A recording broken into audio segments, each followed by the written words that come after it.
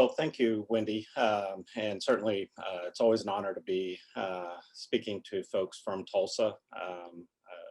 Yesterday, I was just reflecting in all this Zoom work. I was in Washington, D.C., California, Mississippi, Arizona, and Oklahoma throughout the course of a day.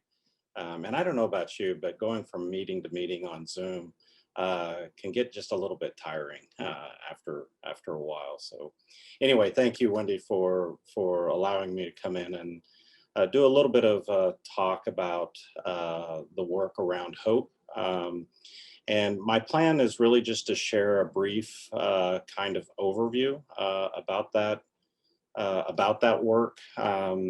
A little bit of time about some of the organizations that we're working with and how they're using the concept of hope, and then hopefully really transitioning into more of a discussion format for the time that we have together. So that's kind of the idea and the plan. And Wendy informed me that you're pretty familiar with just putting questions in the chat or comments or whatever. So we'll just stay with your structure. Before I jump into it, as Wendy said, I am at the University of Oklahoma, Tulsa. I've been at OU since 2002 here at the Tulsa campus. Pretty early on, I created a research center that at that time was called the Center of Applied Research for Nonprofit Organizations, really a long name. But what I was recognizing was that our human service nonprofit community at that time was really making the transition into a performance-based funding environment. And yet a lot of our nonprofit organizations were really not resourced to be able to do those outcome assessments to help with their advocacy, with their fundraising, with program development kinds of issues. So the idea was to create a center that really connects our graduate students to the community to partner in that work. And the reason I wanted to start with a little bit of that introduction about that history is because I haven't always been interested in this concept of hope. In fact, it was through that work that I was introduced to the concept of hope, and I was introduced to it from one of the clients, actually from Tulsa Cares, which is a fantastic organization here in Tulsa. And I won't go into the whole long story, but essentially a young man who was 19 years old had just learned that he'd just been diagnosed as HIV positive. And I immediately started focusing on what he must be experiencing, those things that must be wrong with him: depression, anxiety. He also informed me that when he had disclosed to his parents that he was HIV positive, they'd kicked him out of the house. He'd spent the last 2 weeks homeless in downtown Tulsa. And again, I am focused on everything that he must be experiencing in those adversities. Interestingly enough, he started to talk about his future. He was enrolling at Tulsa Community College. He knew what his major was. He'd already met with an academic counselor. And it was just in that moment that I realized that I had spent my entire professional career focused on what is wrong with people.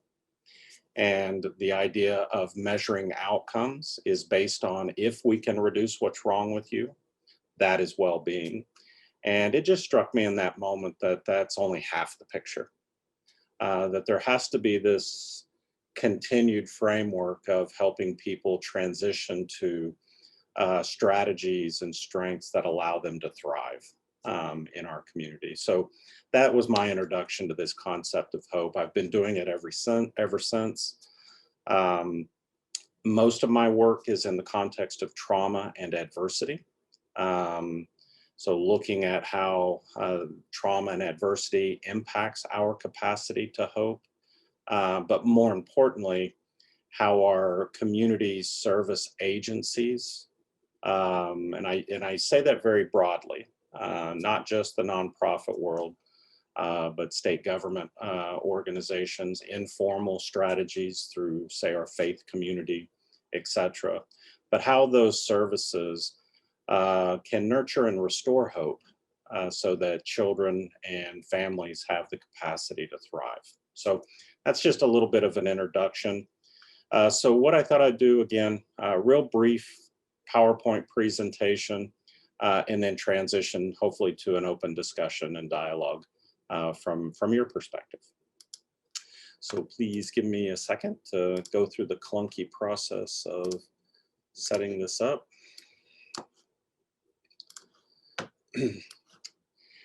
And Wendy and I, by the way, talked earlier, and if there's a chat question or something that's just really burning during my presentation, I strongly encourage this, just interrupt me. I'd much rather have the conversation than to do this, this PowerPoint. So one of the things I think I'll start with pretty traditionally, and if you don't mind using the chat function, and I'm going to get through this fairly quickly, but if you think about this idea of hope, when you hear that word, what are some terms or ideas that come to mind? When you think of hope, what do you think of? Future, great, thank you, Wendy. Opportunity, all right, thank you. Choice, positivity, ability to do better, thank you. Great, great, wonderful comments. These are very consistent with the comments I get regardless of wherever I do the talk. Let me ask you really quick, one more question. Is hope a feeling or is hope a way of thinking? From your perspective, is hope an emotion or is it a way of thinking? Okay. Yes to both, way of thinking. Wendy, I always thought it as an emotion, which talked about at the beginning, good. Okay, so here's how we define hope. We think of hope as a way of thinking. And the reason that that is so important for this work is because hope is a way of thinking. It is something that can be taught. It is something that we can teach children, adults, and families.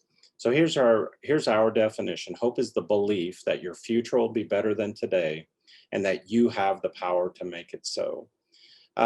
So really all of the comments that you, statements that you had, you know, positivity, optimism, future expectation, are all part of this idea of hope. But it's the last part of this definition that really takes it to the next level, that you have the power to make it so. Because what I want to share with you is that within this work, hope is about taking action to pursue that future. And that's really a distinguishing characteristic. So hope is made up of three primary ideas: goals, pathways, and agency. So goals are the cornerstone of our ability to hope. They can be either in the short term or long term. The important thing is that they must be desired by the individual.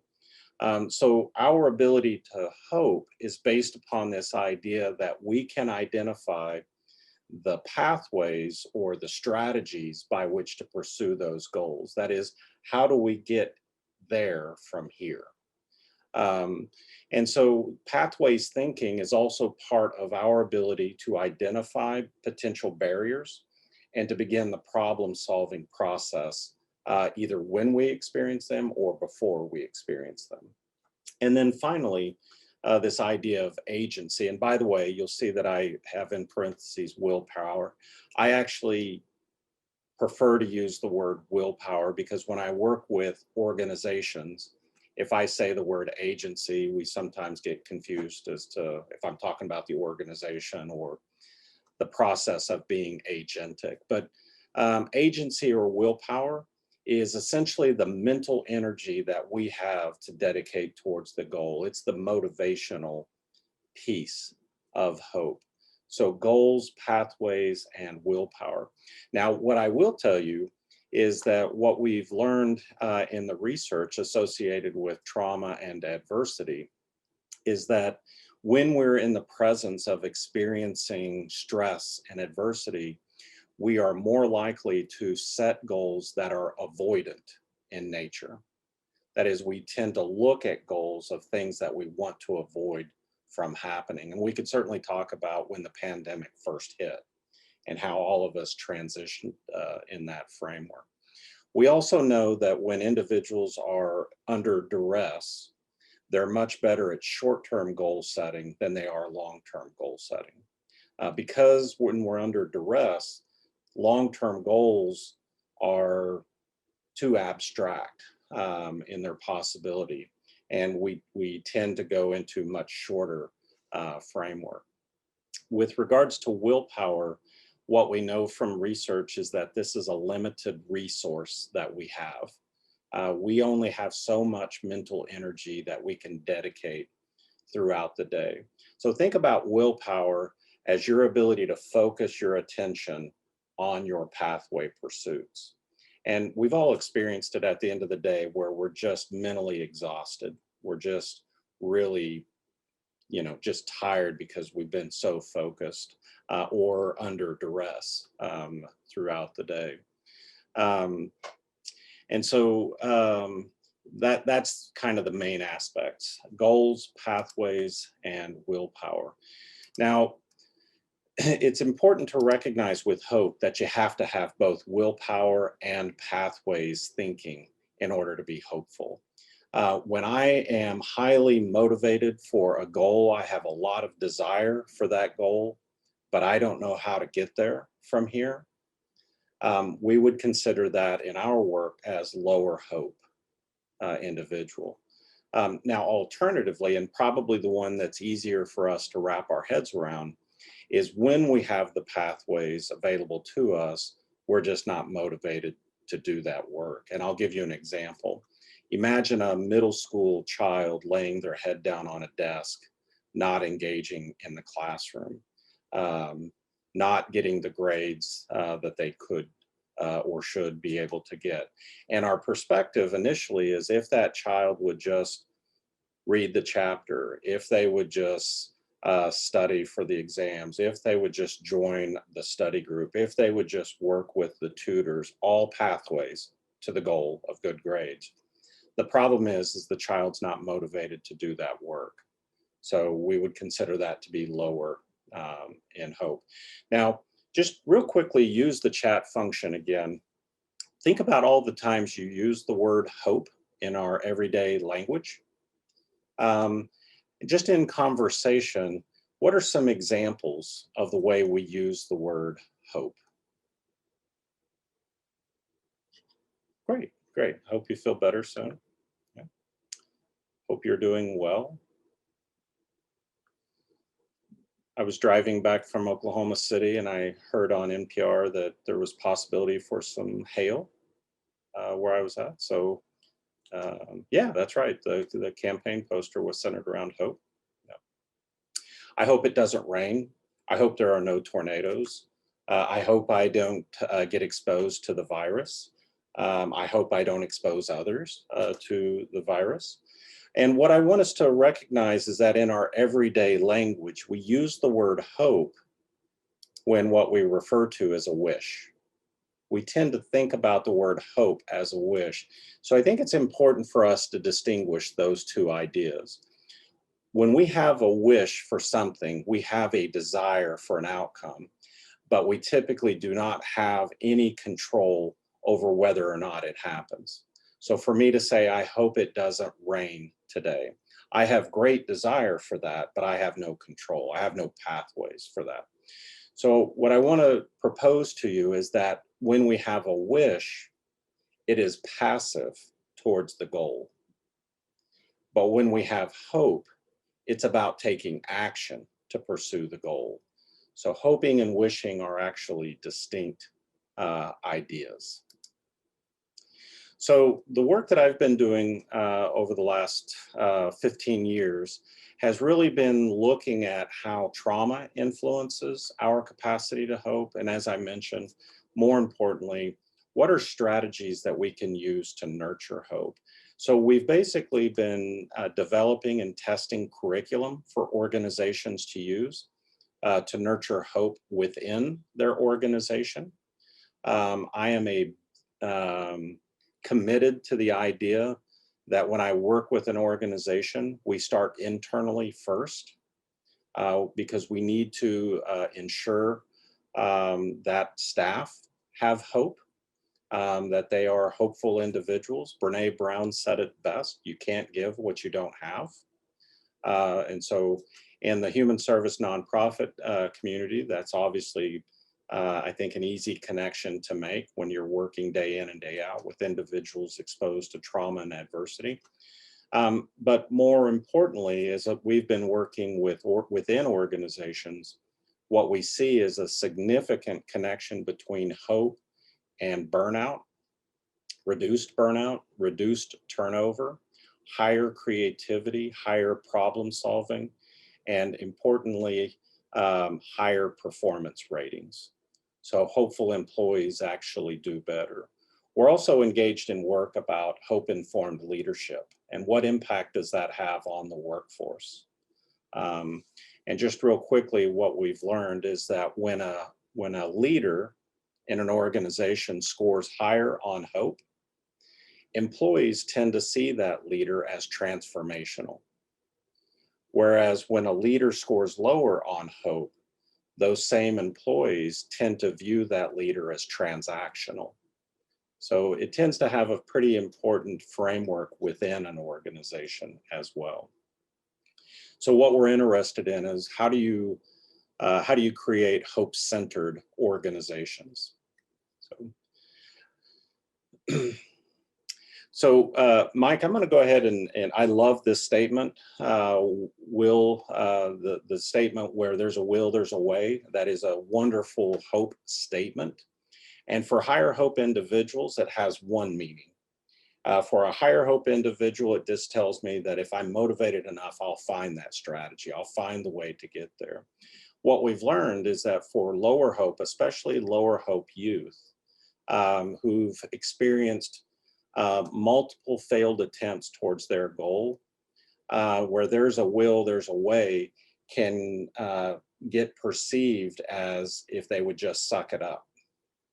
It can be turned into almost a victim blaming kind of framework. So we try to be really careful using that framework in context.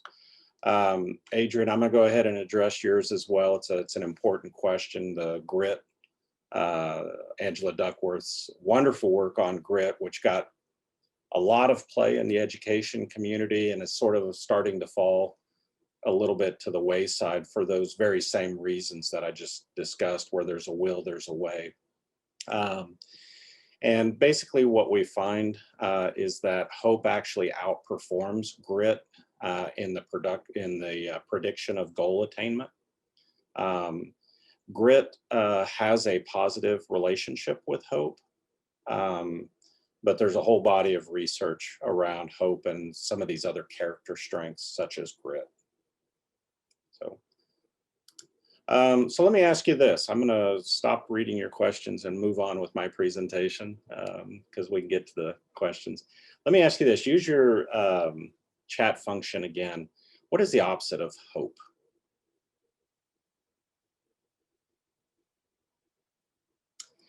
Yeah, and Wendy, Monica had an important statement there I'd like to address. So great. If you can see in the chat function, there's a lot of despair. It looks like the most common framework, defeat. And that's, by the way, when I do this presentation, not just in Oklahoma or around the US, but all over the world. When I've done this in the UK and Europe, Israel, other countries, it's the same response. It's despair. Here's kind of the interesting thing, is that despair is not the opposite of hope. Apathy is the opposite of hope.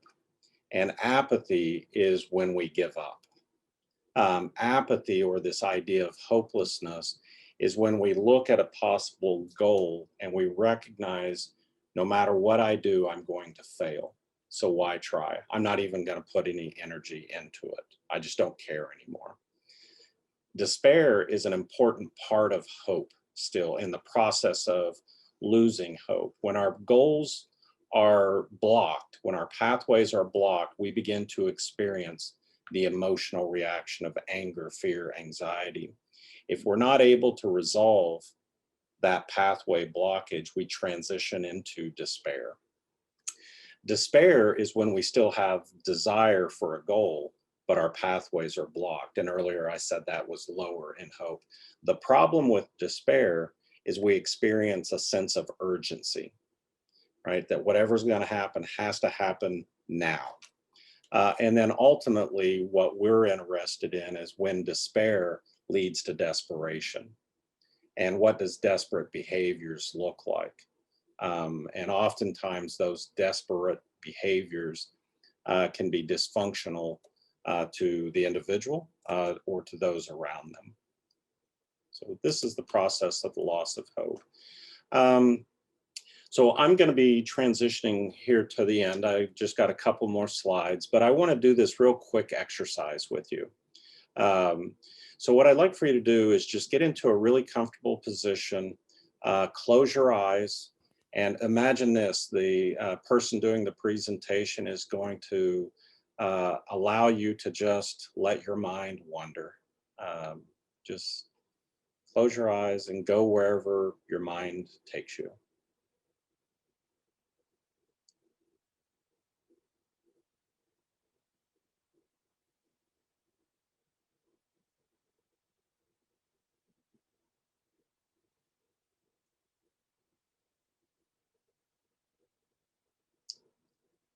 Okay, I'll go ahead and bring us back just for time purposes.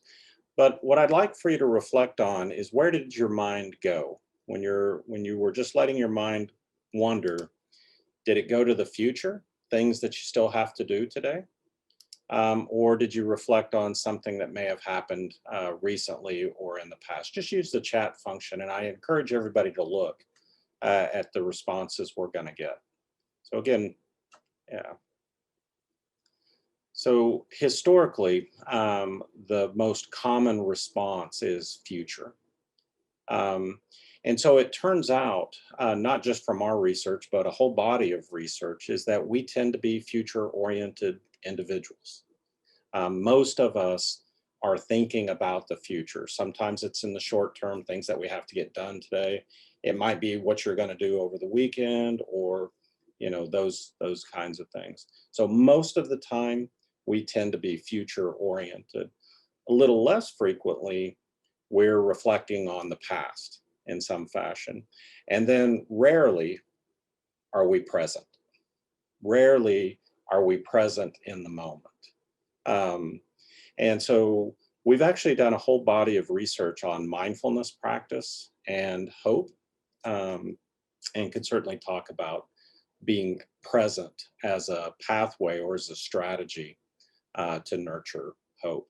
Now, here's the problem, is that we're mostly future oriented, or to some extent reflecting on the past.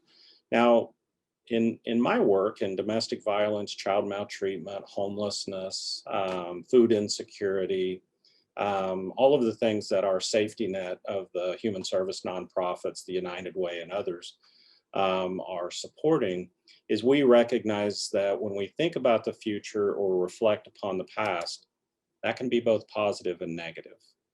And here's what our research is showing, is that individuals who have higher rates of adversity and or trauma are more likely to think about the future or past from the perspective of worry and rumination. So when I have this higher rate of adversity, we think about the future from the perspective of worry and fear. So for instance, when the pandemic first hit, we immediately go to this avoidant framework of setting goals, but also recognizing the uncertainty surrounding everything. So we tend to be thinking about the future from worry and fear. What we've also found is that individuals who have a significantly higher adverse childhood experiences score actually spend much more time in rumination, experiencing regret, guilt, and shame. And the problem is that when individuals spend a significant amount of time in worry and rumination, they also score much higher on suffering, much higher in that area. So what we're interested in is how do we interrupt suffering so that children, adults, and families have the capacity to thrive? Because we know that when we're able to nurture hope, it is one of the single best predictors in a body of research of over 2,000 published studies, very consistently shows that hope is one of the single best predictors of our capacity to thrive. And so if we can find simple strategies to nurture hope, to interrupt suffering, that's the body of work that we're interested in. By the way, within the nonprofit world, but we're doing this exact same work within organizations for the workforce as well. The good news is we know how to do this. We know how to teach hope. We've actually published research showing that we can show a statistically significant improvement in hope in about an hour. In about an hour's worth of intentional work, we can move the needle.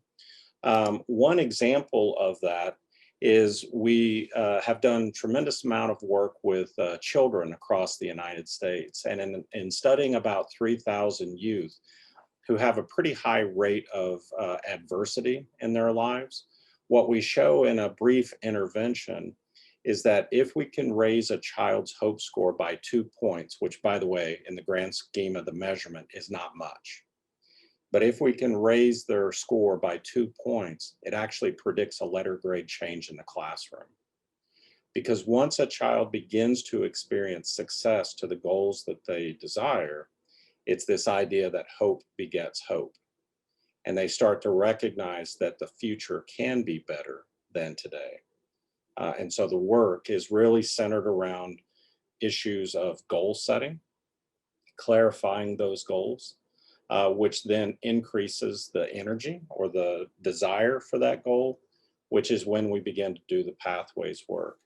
And just, I know this is a brief slide, but we've got an entire curriculum around each of these boxes that we use within organizations. And again, we do this with staff before it is transitioned to clients.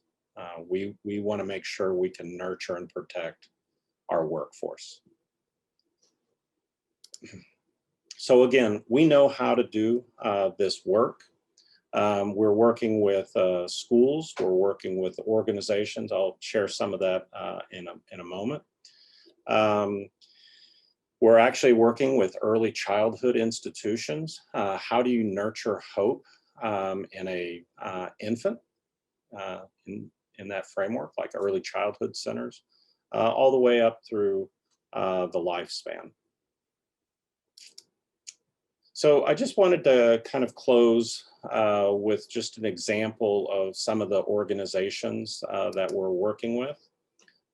In Oklahoma, the Oklahoma Department of Human Services under Director Justin Brown made the commitment about 18 months ago to become the first HopeCentered state agency in Oklahoma. And we are finishing up training all 6,500 employees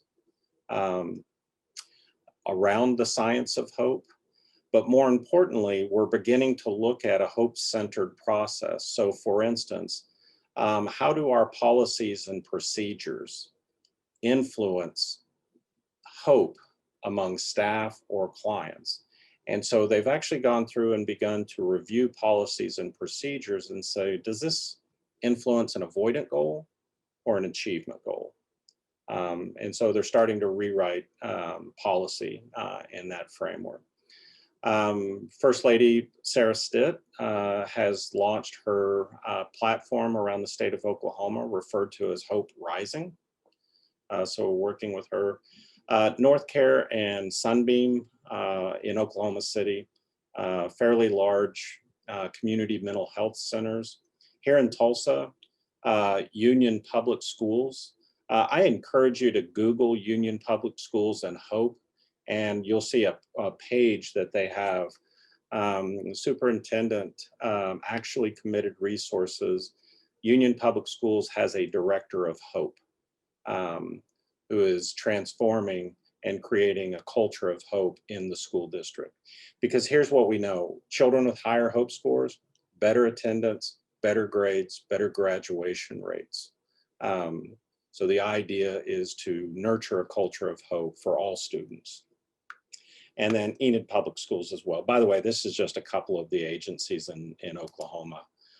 In Mississippi, the Supreme Court justices actually instituted HopeCentered training for the entire judicial college for the state of Mississippi.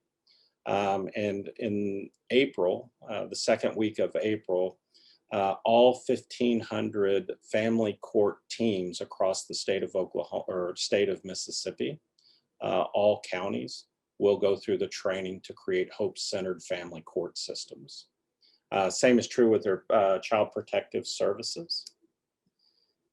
We're also doing a lot of work in California, Washington, and then finally, oddly enough, still doing work internationally. So yeah, thank you, Mike. I really appreciate that. I really appreciate that. They have a really great, like 5-minute video on YouTube, putting hope into practice, which is a great resource. So anyway, I think, Wendy, I'm gonna stop sharing my screen. Okay. And maybe we can transition to a little bit of discussion.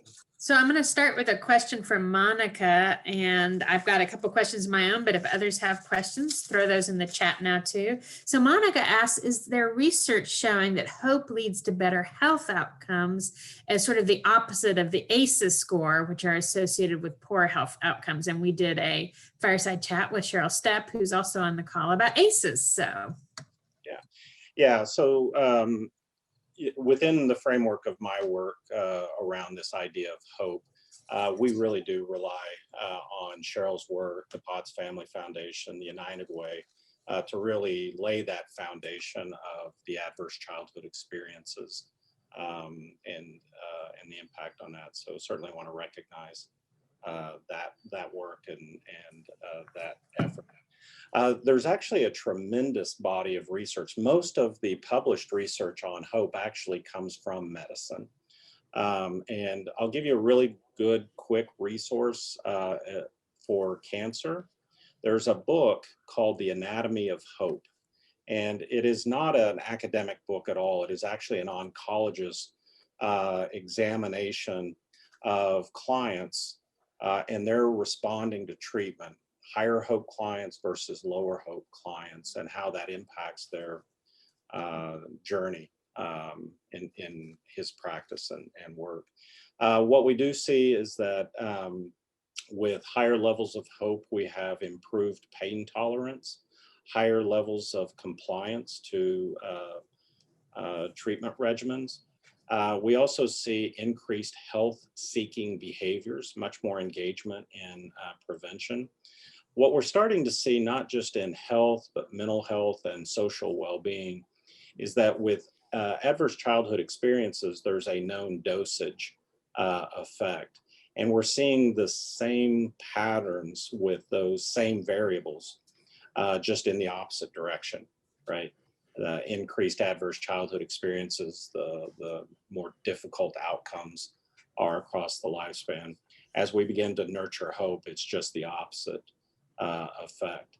As a real quick example, we just finished a study on depressed youth. And so these were a group of youth, a large sample of youth who were diagnosed as depressed, and in particular paying attention to issues around suicidal ideation and suicide attempts.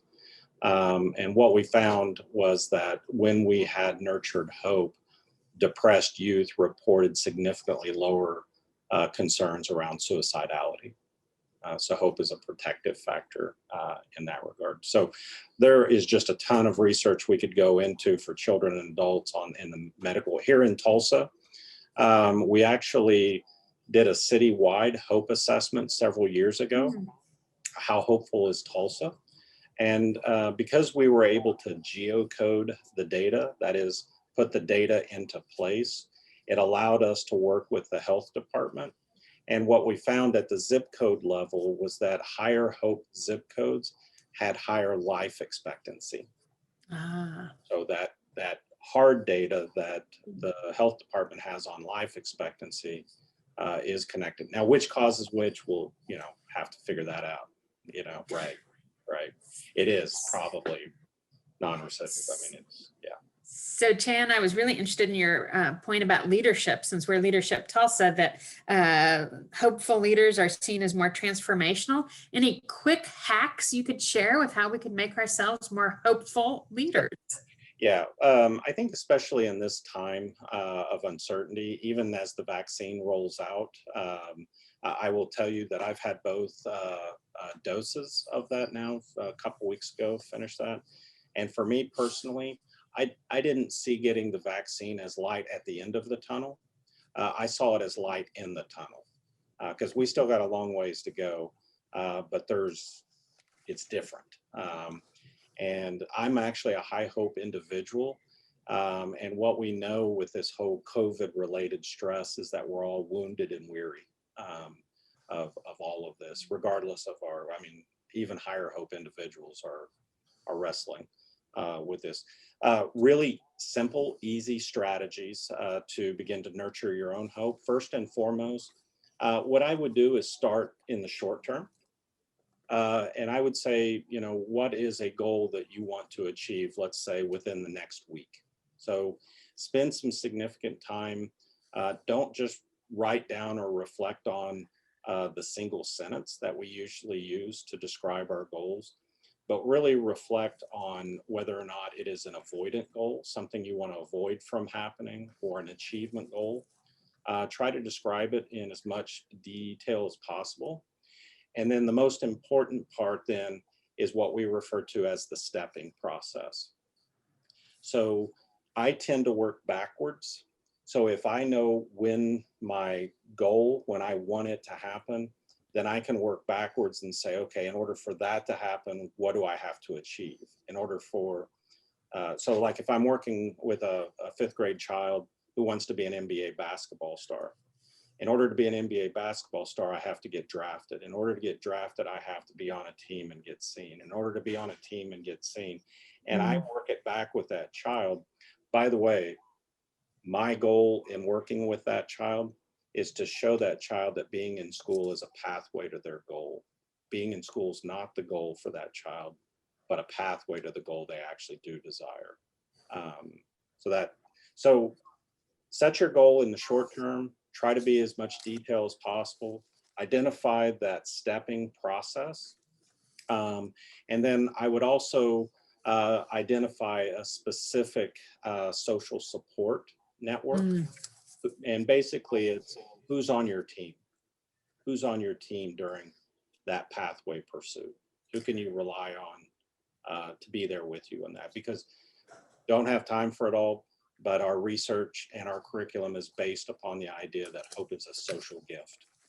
That's a beautiful thought. And I'm going to wrap it up with Chan here, because he has a presentation in front of a foundation that he has to go make, probably also in the Zoom world. So Chan, you are free to jet off, and I'm just going to do some final wrap up announcements with my group, but we thank you so much. And I do know how to get a hold of Dr. Hellman if anyone needs a follow up. So thank you for your time this morning. Thank you. Thank you, Wendy, as always. Yeah. So I'm just going to quickly wrap us up by saying that next week is Leadership Tulsa's commitment and contribution to hope in Tulsa. And we're going to be featuring organizations that have made a tremendous difference in our community, despite of including all of the craziness that the year has been. And I'm going to share my screen because we are now ready to let you know which organizations are going to be featured what days. So next week is Good News Week. At noon every day on our Facebook Live, we're going to be sharing videos from 2 organizations that our planning committee identified. Big institutions, tiny grassroots efforts, nonprofits, for-profits, governmental agencies who have been making a difference during this pandemic and have found ways, as Adam Palooka, our committee chair, likes to say, to make lemonade out of lemons. And so in addition to those 15-minute sections with 2 videos featuring 2 organizations each day at noon on Facebook Live, most of these organizations are also going to be on our Fireside Chat next week. So next week's Fireside Chat is going to be Good News Week with all of these organizations talking about what they learned during the pandemic and helping us think about the ways in which we might apply that to our own work and our own life. So I hope you all will join us back here in a week, those of you who are left. And then final announcement, Leadership Tulsa Class 65 applications just went live. They're on our website. They're due at the end of April for an August program start. And then also Thrive Tulsa applications are on our website. They're due March 12th, so the end of next week. So with that, I'm going to sign off because I have hope today. I'm headed to get my first vaccine at Expo Square. Have a great day, everybody.